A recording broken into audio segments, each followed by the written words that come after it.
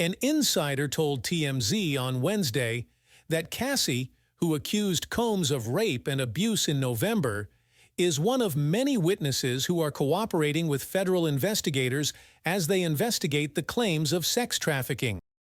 Sean Combs, Cassie's ex, is said to be in touch with the authorities who are leading the federal investigations into the music mogul. The singer of Me and You started to work with law enforcement agencies some weeks ago, even before the raids on the rapper's homes in Los Angeles and Miami. Homeland Security raided both Combs' primary residences last week after obtaining search warrants from the Southern District Federal Court in New York.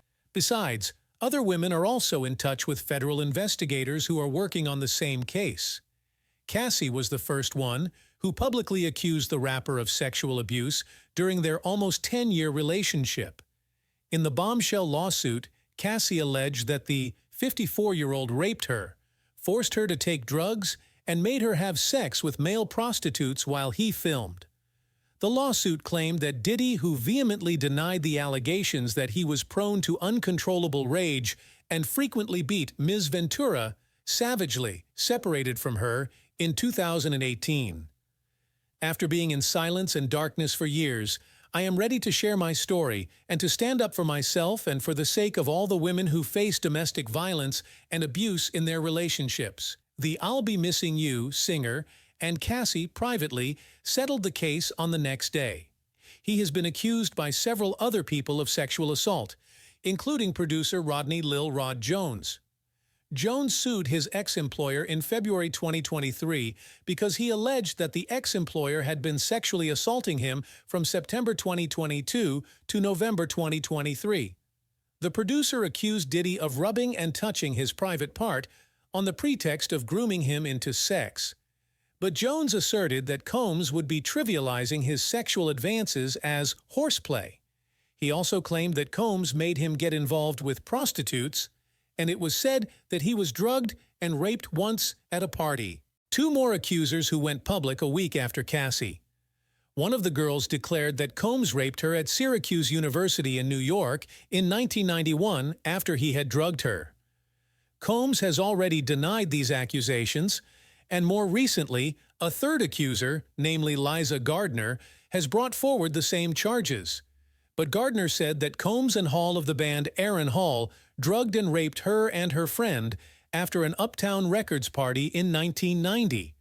Gardner claimed that she was 16 years old when the event happened. Also, she stated that he choked her a day after the assault. Combs, who has not been criminally charged, denies the increasing allegations against him. His attorney had referred to the last month raids as a witch hunt. This apparently implies that the Me and You hitmaker, who was once signed to Diddy's label, might have had information concerning the multiple searches that were conducted on the rapper's homes last week. If you are interested in this kind of content, subscribe now. Maybe you won't see me again. Federal agents were seen seizing Combs' phones and computers in Los Angeles and Miami as part of the ongoing investigation, and raids in New York and Chicago were anticipated to follow. Apart from that, it is also reported that other unknown women are in touch with the federal investigator in this matter. It is a complicated and grave situation, and the authorities are putting in a lot of effort to uncover the truth. The man who was described in the lawsuit as Diddy's mule was arrested on drug charges at the Miami Opa-locka Executive Airport on Monday afternoon, shortly before the superstar's homes on both sides of the country were raided by federal agents and before an aircraft linked to the producer took off from the airport to a Caribbean island. According to the news, Brendan Paul, a 25-year-old ex-college basketball player, got arrested at Miami Opa-locka Executive Airport on Monday for having cocaine and marijuana candy in his possession. Paul was named a defendant in a civil lawsuit filed by rapper Rodney Jones, who goes by the name Lil Rod.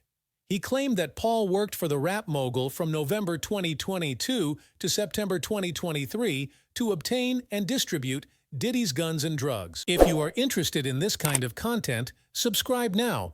Maybe you won't see me again. Paul was released on Tuesday on a $12,500 bond. His case is scheduled for hearing on April 24th. Bieber's attorney Brian Bieber reported that they did not intend to try this case in the media and that all the issues would be dealt with in court. This did happen while the Miami-Dade police conducted a raid at Diddy's properties in Miami and Los Angeles as part of the sex trafficking case. Diddy's lawyer, Aaron Dyer, declared these raids as a witch hunt based on baseless accusations. The authorities used military force on a grand scale in the execution of search warrants at Mr. Combs' residences. Dyer said to the U.S. media, "This is the first time ever that an ambush of this kind is witnessed, with a sophisticated and well-organized media coverage. This has led to a rush to judgment against Mr. Combs, and this is nothing but a witch hunt based on empty allegations made in civil lawsuits." Diddy was sued by his ex-girlfriend, who was Cassandra Ventura, and she was signed to his bad boy label. In her suit, she said that he coerced her into having sex with numerous men in many cities of the USA over a period of time.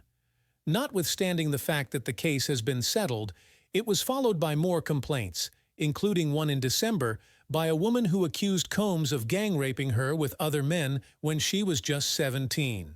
Diddy, through his lawyer, was simply denying the accusation. No criminal or civil charges have been made against him with these allegations. Mr. Combs is innocent and will continue to fight every day to clear his name. After a recent civil complaint was brought against him, sources said the post that Sean Diddy Combs had used money and power to get others to do his dirty work in the past. Others performed these things instead of him, and his hands remained clean.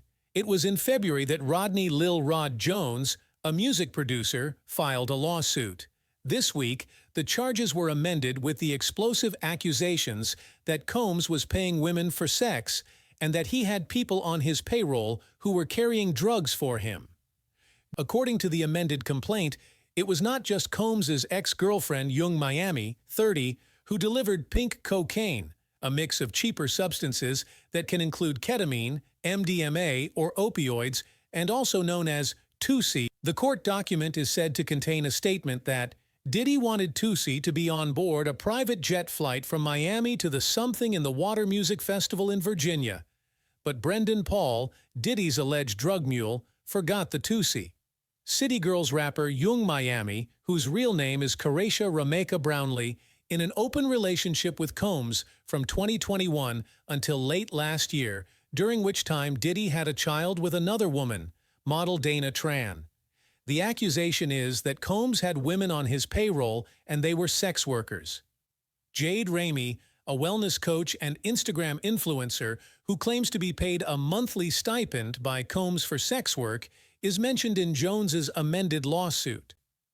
The document goes on to say that 50 Cent's ex, OnlyFans star Daphne Joy, was one of the 3 women, including Brownlee, that Combs boasted about paying a monthly stipend for sex.